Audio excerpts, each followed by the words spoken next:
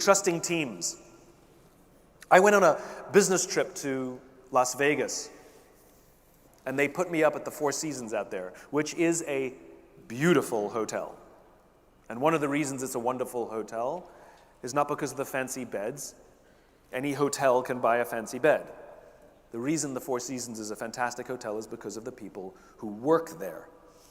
That when you roam the halls and somebody says hello, you get the distinct feeling that they wanted to say hello, not that they were told to say hello. We're highly tuned social animals. We can tell the difference.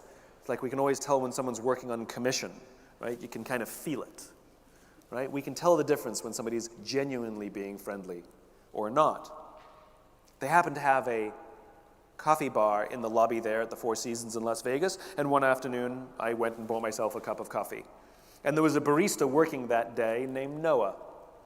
Noah was funny and engaging, charming. I spent far too long standing there buying my cup of coffee because I just so enjoyed talking to Noah.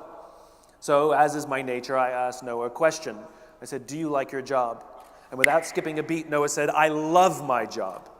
Now, in my line of business, that's significant because like is rational. I like the people I work with, I like the job, I like the challenge, I get paid well, I like my job. Love is emotional. It's a higher order connection.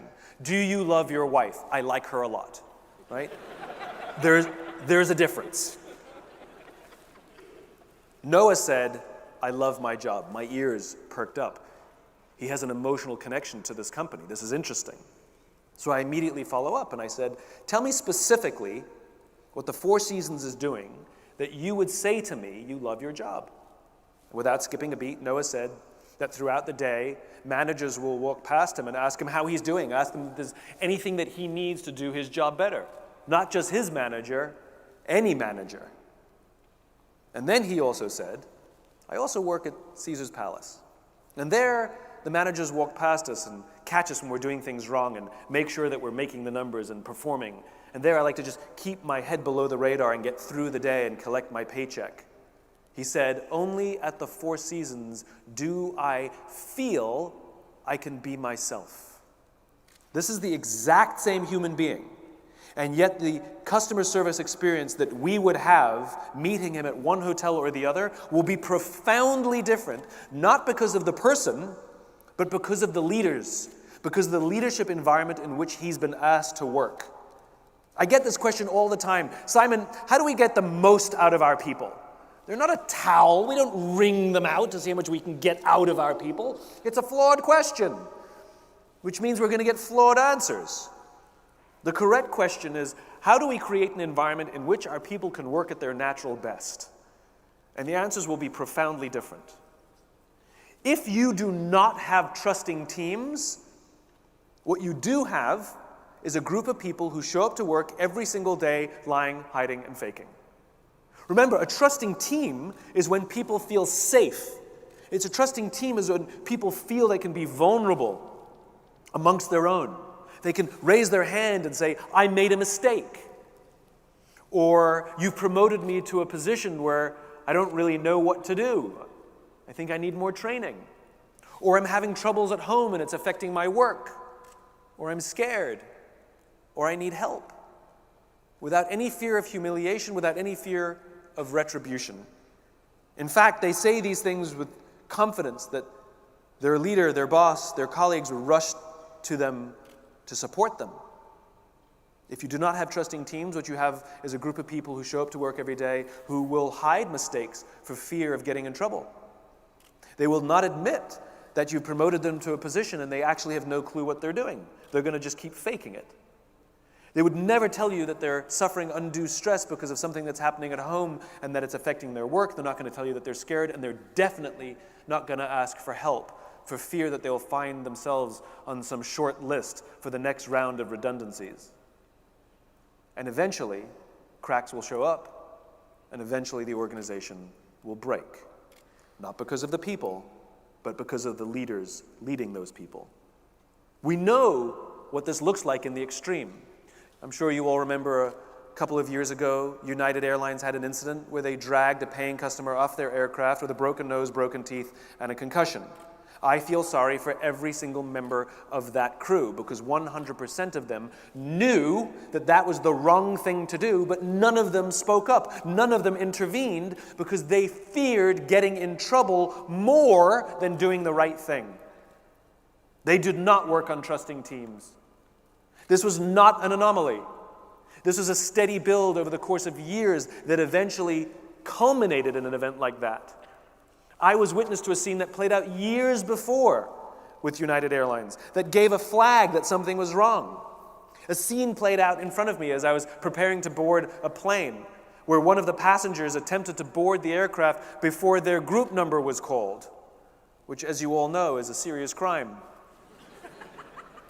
And that is exactly how the gate agent treated this passenger. "Step aside, sir. I haven't called your group yet. Please step aside and wait till I call your group," is how she talked to a paying customer.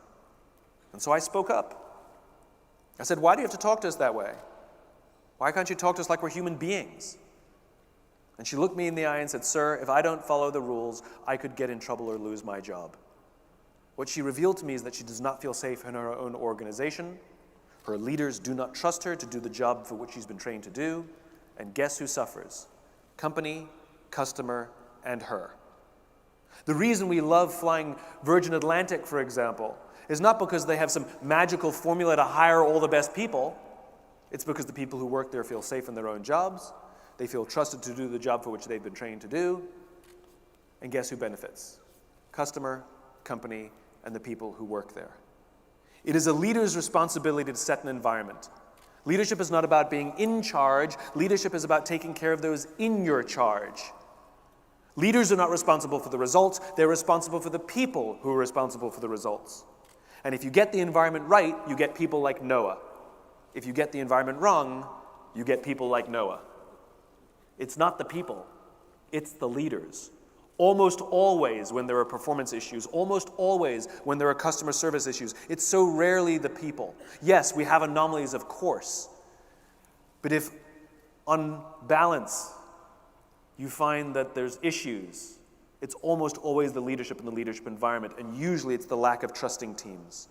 The job of leadership is to create trusting teams, and if you want to play in the infinite game, you must have trusting teams. One of the worst things about trusting teams is how you build them, because they're not traditional in the sense that we set a target, we're going to build our teams of trust, and we set out to build them. It's more of a practice. It's like getting into shape. It's like going to the gym. Yes, you want to get into shape. Unfortunately, you can't go to the gym for 9 hours and get into shape. It won't work.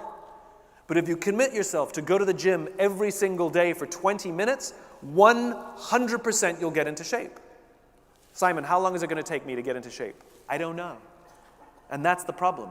Some will respond quickly and some will respond slowly, and there is no formula, but we all 100% know that the process works. We 100% know that if you work out every single day for 20 minutes and eat healthily, 100% of us will get into shape.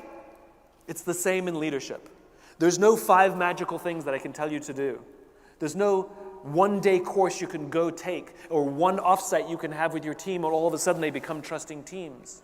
Yes, those things are important, but they're part of a process that we trust in. That process is called leadership. Leadership is a lifestyle. And even when you achieve your goal, even when you get into shape, even when the trusting teams are built, unfortunately, you have to keep going to the gym for the rest of your life. It's a lifestyle.